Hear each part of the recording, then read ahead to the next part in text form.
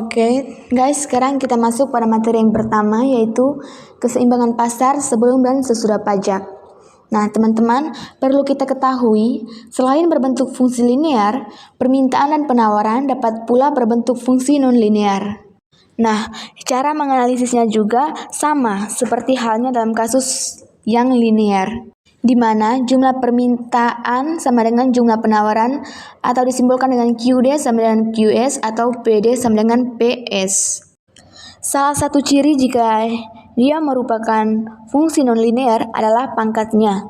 Jika pangkatnya lebih dari 1, maka sudah dipastikan itu merupakan aplikasi dari fungsi nonlinear sehingga gambarnya sudah dipastikan bukan garis lurus. Berarti sudah pasti untuk kita ketahui perbedaan di antara fungsi linear dan non-linear itu terletak pada garis kurvanya, yang dimana dalam hubungan fungsi linear itu garis kurvanya lurus, sedangkan dalam hubungan non-linear itu garis kurvanya tidak lurus. Nah, teman-teman, ini adalah kurva keseimbangan pasar dalam hubungan fungsi non-linear, di mana jumlah permintaan sama dengan jumlah penawaran. Pajak menyebabkan harga jual yang ditawarkan oleh produsen berubah, tercermin oleh berubahnya persamaan penawaran, sehingga harga keseimbangan dan jumlah keseimbangan yang tercipta di pasar pun berubah. Pajak menyebabkan harga keseimbangan menjadi lebih tinggi dan jumlah keseimbangan pun menjadi lebih sedikit. Nah, sekarang kita masuk pada contoh kasus soal. Fungsi permintaan akan suatu barang ditunjukkan oleh persamaan QD sama dengan 19 kurang P pangkat 2, sedangkan penawarannya QE sama dengan min 8 plus 2P pangkat 2. Nah, yang ditanya di sini, berapa harga keseimbangan dan jumlah keseimbangan yang tercipta di pasar? Nah, penyelesaian, sekarang kita menjawab dulu pertanyaan, berapa sih harga keseimbangan? Baik, jadi di sini keseimbangan pasar sama dengan, kita masukkan dulu rumus persamaannya, yaitu jumlah permintaan sama dengan jumlah penawaran, di mana jumlah permintaan di kasus soal tersebut yang tadi adalah 19 kurang P pangkat 2 sama dengan jumlah penawarannya itu min 8 plus 2P pangkat 2. Selanjutnya, kita menyederhanakannya sama dengan 27 sama dengan 3P pangkat 2. Nah, 27 ini kita dapat dari 19 dikurangi min 8, maka hasilnya ada 27. Selanjutnya P pangkat 2 ditambah dengan 2P pangkat 2, maka menjadi 3P pangkat 2. Selanjutnya kita sederhanakan menjadi P pangkat 2 sama dengan 9, lalu diturunkan lagi menjadi P sama dengan 3. Nah, berarti harga keseimbangannya itu kita sudah dapat ya teman-teman, yaitu 3. Nah, sekarang kita perlu mencari nih jumlah keseimbangan pasarnya. Nah, berarti Q sama dengan 19 kurang P pangkat 2 sama dengan 19 dikurangi 3 pangkat 2, di mana P-nya adalah 3, maka kita masukkan 3 pangkat 2. Maka 19 dikurangi 3 pangkat 2 otomatis hasilnya adalah 10. Jadi, dapat kita simpulkan bahwa harga keseimbangan adalah 3 dan jumlah keseimbangannya adalah 10. Nah, sekarang kita menganalisis jika misalnya terhadap barang yang bersangkutan dikenakan pajak spesifik sebesar Rp1 per unit, maka persamaan penawaran sesudah pengenaan pajak akan menjadi.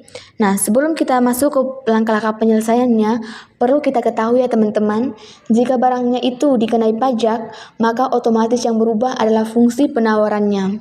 Maka di sini kita masukkan QS atau jumlah penawaran sama dengan yang soal yang tadi kan, QS-nya adalah min 8 plus 2 P pangkat 2. Maka di persamaan penawaran sesudah pengenaan pajak akan menjadi QE sama dengan min 8 plus 2 dalam kurung P kurang 1 kuadrat 2.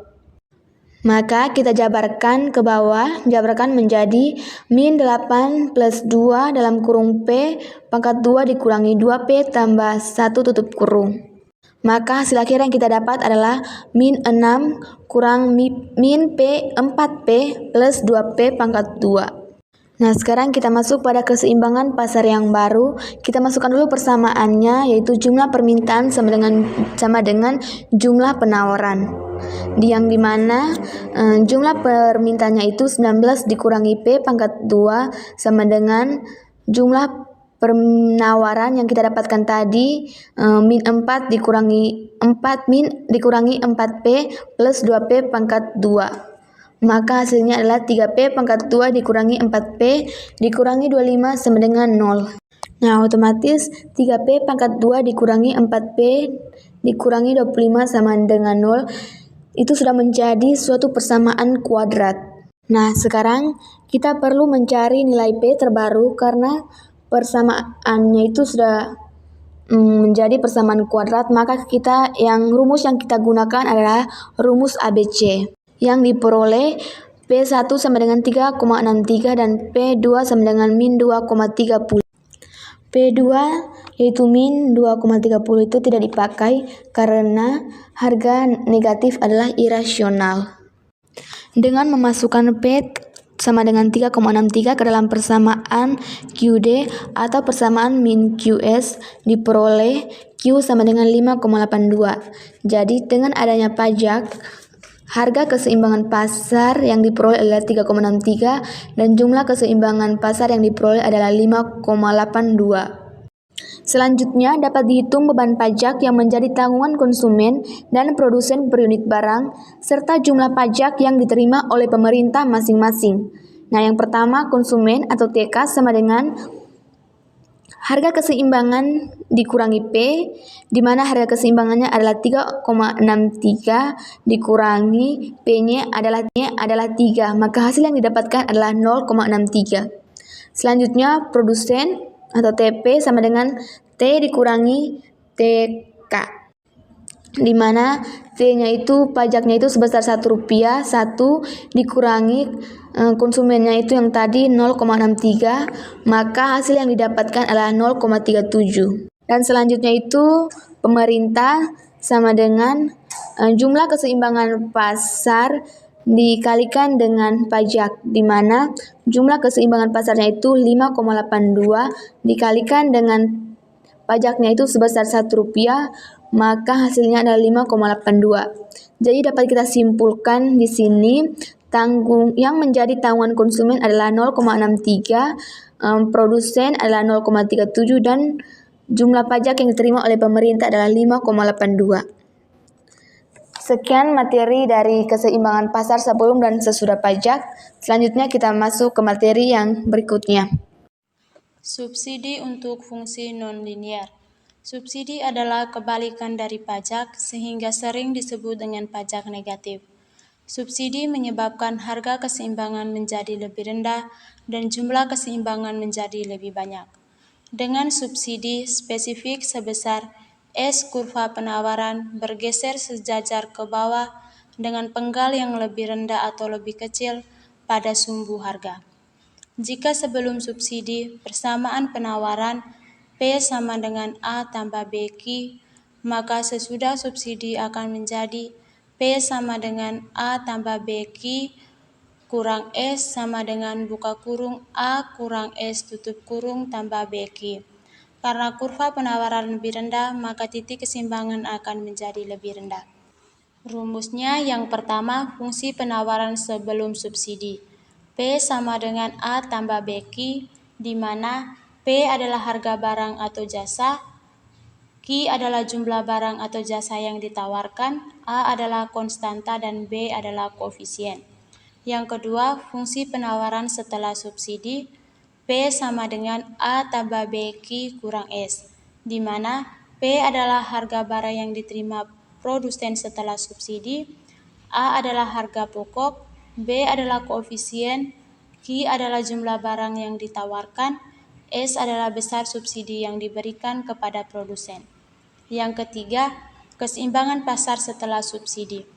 QD sama dengan QSS atau PD sama dengan PSS, di mana QD adalah jumlah barang yang diminta, PD adalah harga yang dibayar konsumen, PSS adalah harga yang diterima produsen, QSS adalah barang yang ditawarkan setelah subsidi.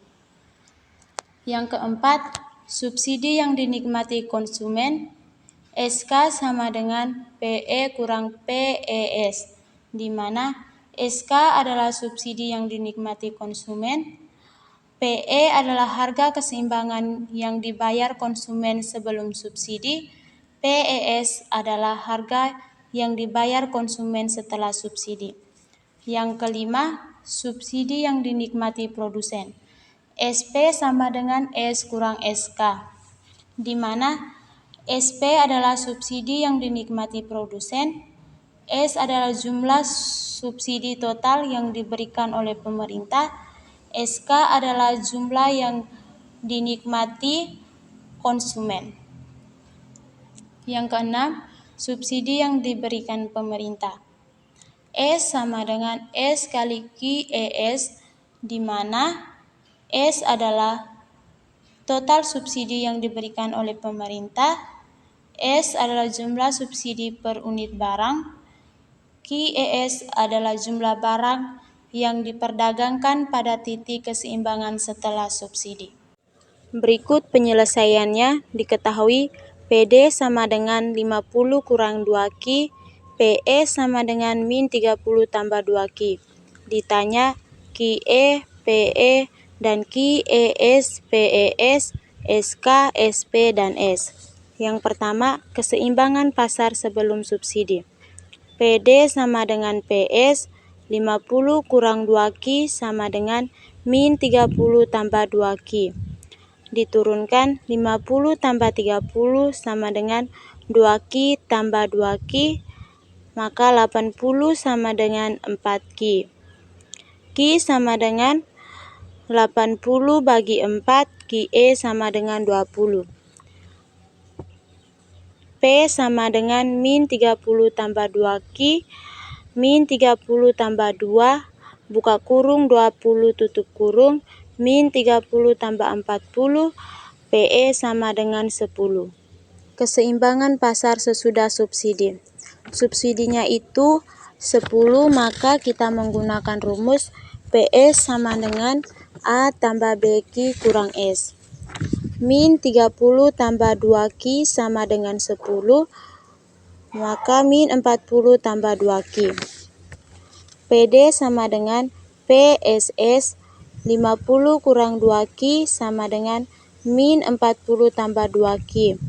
90 sama dengan 4Q, Q sama dengan 90 bagi 4, maka QES sama dengan 22,5.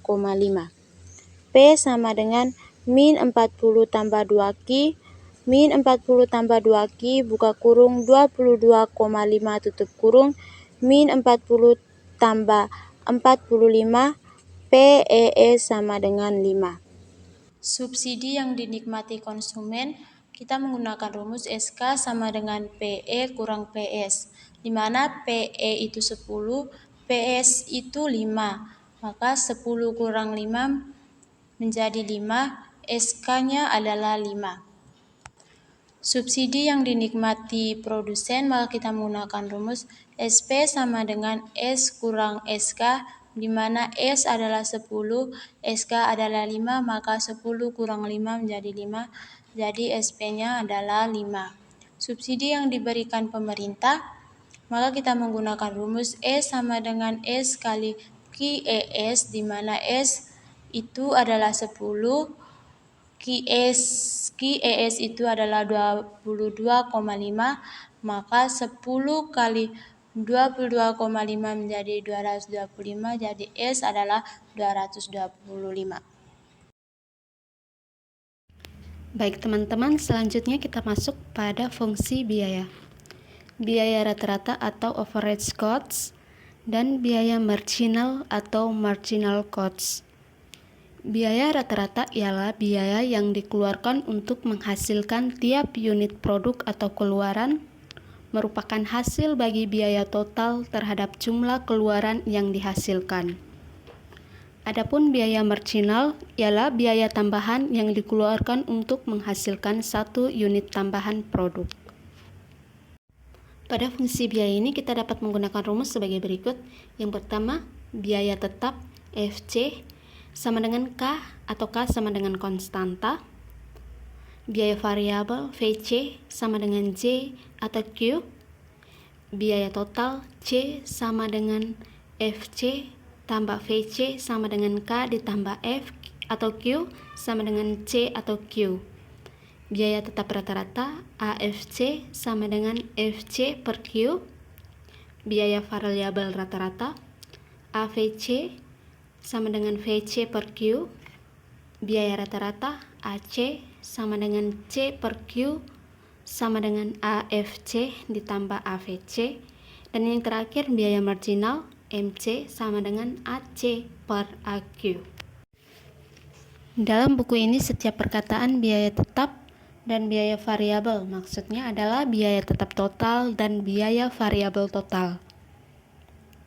Begitu pula setiap perkataan biaya maksudnya adalah biaya total. Dengan demikian setiap penulisan FC, VC, dan C di dalam buku ini sama maknanya dengan TFC, TVC, dan TC. Untuk menyatakan rata-rata, senantiasa dicantumkan inisial A, average, atau rata-rata, seperti AFC, AVC, dan AC. Sedangkan untuk menyatakan marginal, buku ini senantiasa akan mencantumkan nilai inisial M, atau marginal, semisalnya MC. Next, bentuk fungsi biaya. Bentuk non-linear dari fungsi biaya pada umumnya berupa fungsi kuadrat parabolik dan fungsi kubik. Yang pertama A, biaya total merupakan fungsi kuadrat parabolik. Andaikan C sama dengan AQ pangkat 2 kurang BQ tambah C, maka AC sama dengan C per Q sama dengan AQ kurang B tambah C per Q. AVC sama dengan VC per Q sama dengan AQ kurang B. AFC sama dengan FC per Q sama dengan C per Q. Nah, di sini teman-teman bisa melihat contoh gambar kurva dari fungsi kuadrat parabolik tersebut. Dikarenakan C dan VC berbentuk parabola, maka dengan memanfaatkan rumus titik ekstrim parabola dapat dihitung dari tingkat produksi atau Q pada C minimum dan VC minimum serta besarnya C minimum dan VC minimumnya. C dan VC yang berbentuk parabola membawa konsekuensi pada AC dan AVC berbentuk linear. Sementara AFC asimtotik terhadap kedua sumbu C dan sumbu Q sebab FC linear. Yang kedua bagian B, biaya total merupakan fungsi kubik. Andaikan C sama dengan AQ pangkat 3 kurang BQ pangkat 2 tambah CQ tambah D dan FC sama dengan D, maka AC sama dengan C per Q sama dengan AQ pangkat 2 kurang BQ tambah C tambah D per Q. AVC sama dengan VC per Q sama dengan AQ pangkat 2 kurang BQ tambah C. AFC sama dengan FC per Q sama dengan D per Q.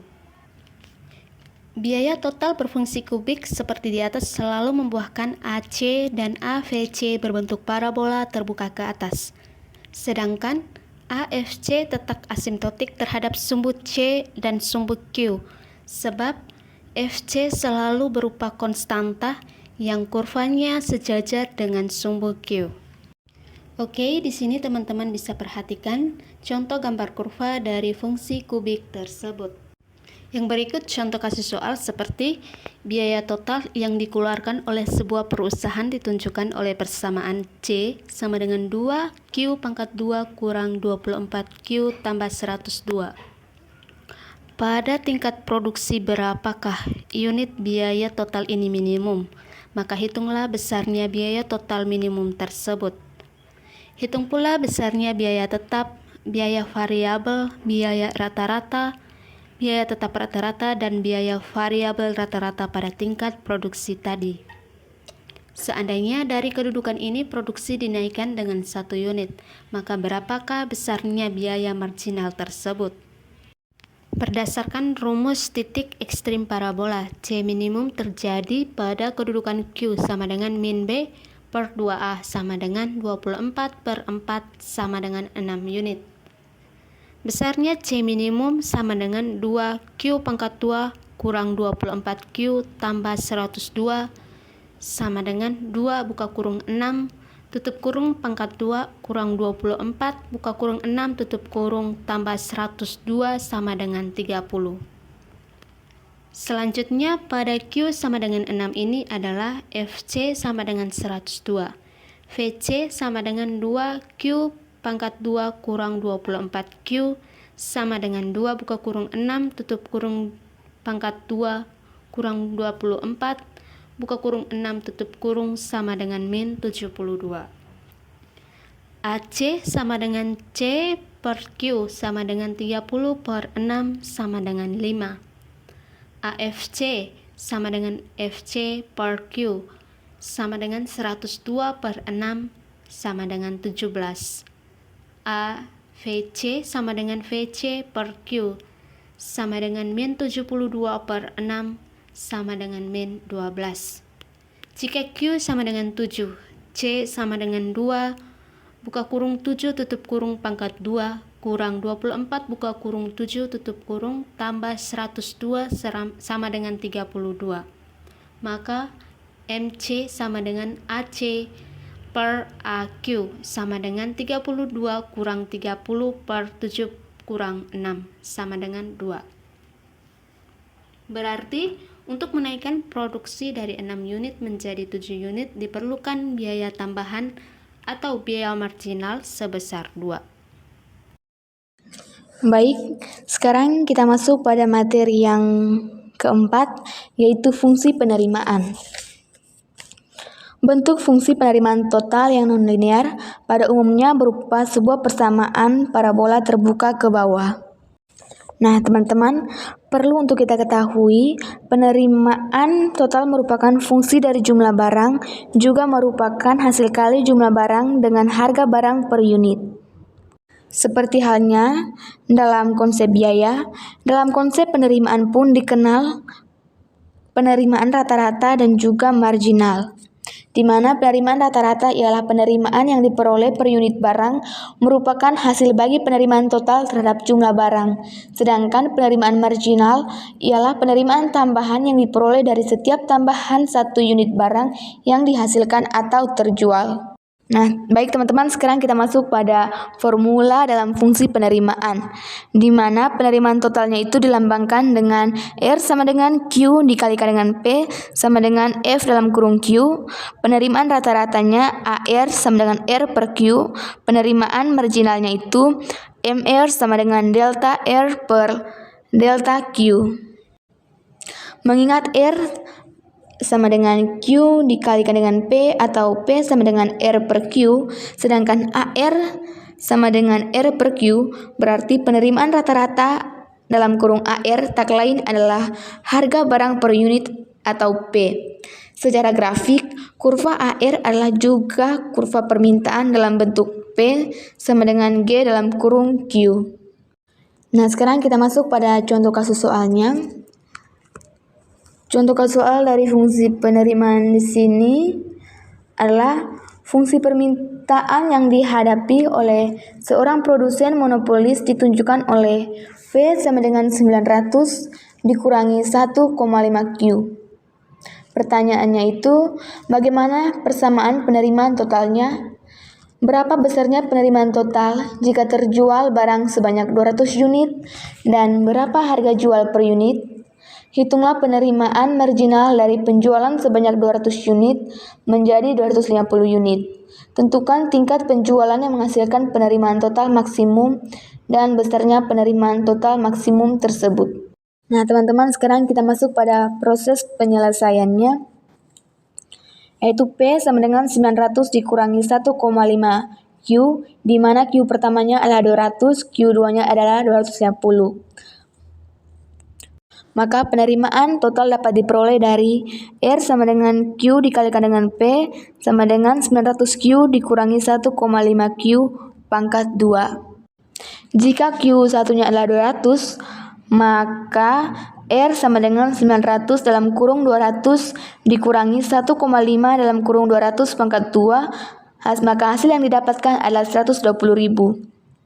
Selanjutnya, P sama dengan 900 dikurangi 1,5 dalam kurung 200 sama dengan 600. Atau P sama dengan R per Q sama dengan 120.000 per 200 sama dengan 600. Sama saja ya teman-teman, caranya itu tetap kita mendapatkan hasilnya itu 600. Sekarang kita masuk ke jika Q 2-nya adalah 250, maka R sama dengan 900 dalam kurung 250 dikurangi 1,5 dalam kurung 250 pangkat 2. Nah teman-teman, ini cukup kita substitusikan saja ya nilai Q-nya itu, baik dari Q pertama dan Q kedua. Selanjutnya maka hasil yang kita dapatkan adalah 225.000 kurang 93.750 sama dengan 131.250. Selanjutnya penerimaan marginal sama dengan delta R per delta Q, di mana sama dengan 131.250 dikurangi 120.000 per 250 dikurangi 200, maka hasil yang didapatkan adalah 225. Selanjutnya penerimaan total atau R maksimum pada Q sama dengan min B per 2A sama dengan min 900 per min 3, maka hasilnya adalah 300. Selanjutnya besarnya R maksimum, R sama dengan min 1,5 dalam kurung 300 pangkat 2 plus 900 dalam kurung 300, maka yang didapatkan diturunkan menjadi 270.000 dikurangi 135.000, maka hasil akhir yang didapat adalah 135.000. Jadi sudah terjawab ya teman-teman, soal yang tadi dengan pertanyaan itu sudah terjawab semuanya. Selanjutnya ini adalah gambar kurvanya ya teman-teman, dari soal yang tadi. Ini gambar kurvanya, dapat dilihat di samping saya ini gambar kurvanya. BP untuk fungsi non-linear. Tingkat produksi yang menghasilkan keuntungan, kerugian, dan keadaan pulang pokok secara grafik dapat dilihat sebagai berikut. Berikut penjelasan grafik. Tingkat produksi Q1 dan Q4 mencerminkan keadaan pulang pokok, sebab penerimaan total sama dengan pengeluaran biaya total, R sama dengan C.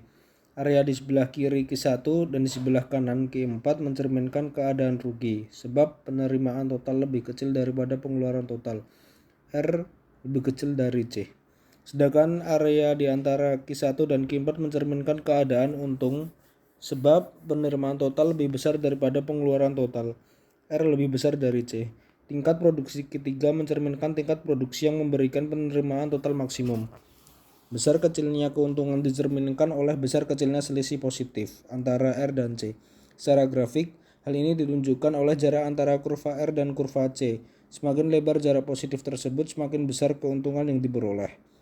Jarak positif terlebar antara kurva R dan kurva C terjadi pada posisi di mana lereng dari kedua kurva itu sama besar, dan ini mencerminkan keuntungan terbesar atau maksimum. Dalam gambar di atas, hal ini terjadi pada kedudukan Q2. Lereng kurva R dan kurva C pada tingkat produksi ini sama besar. Satu hal yang penting dicatat ialah bahwa jarak positif terlebar antara kurva R dan kurva C tidak selalu terjadi pada saat kurva R mencapai maksimum. Juga tidak mesti terjadi pada saat kurva C mencapai minimum. Dalam gambar di atas, R mencapai maksimum pada Q3, sedangkan jarak positif terlebar antara R dan C terjadi pada Q2. Ini berarti keuntungan maksimum tidak selalu terjadi pada saat R maksimum atau C minimum. Dengan perkataan lain, R maksimum dan atau C minimum tidak selalu menghasilkan keuntungan maksimum. Berikut jawaban dari soal di atas. P sama dengan R min C sama dengan min 0,10 Q pangkat 2 plus 20 Q min 0,25 Q pangkat 3 plus 3 Q pangkat 2 min 7 Q min 20. P sama dengan min 0,25 Q pangkat 3 plus 2,90 Q pangkat 2 plus 13 Q min 20. Q sama dengan 10. Pi sama dengan min 0,25 kali 1000 plus 2,90 kali 100 plus 13 kali 10 min 20 sama dengan min 250 plus 290 plus 130 min 20 sama dengan 150. Berikut ini cara mengerjakan atau cara mencari kerugian. Q sama dengan 20, Pi sama dengan min 0,25 kali 8000 plus 2,90 kali 400 plus 13 kali 20 min 20 sama dengan 2000 plus 1160 plus 260 sama dengan 20 sama dengan min 600.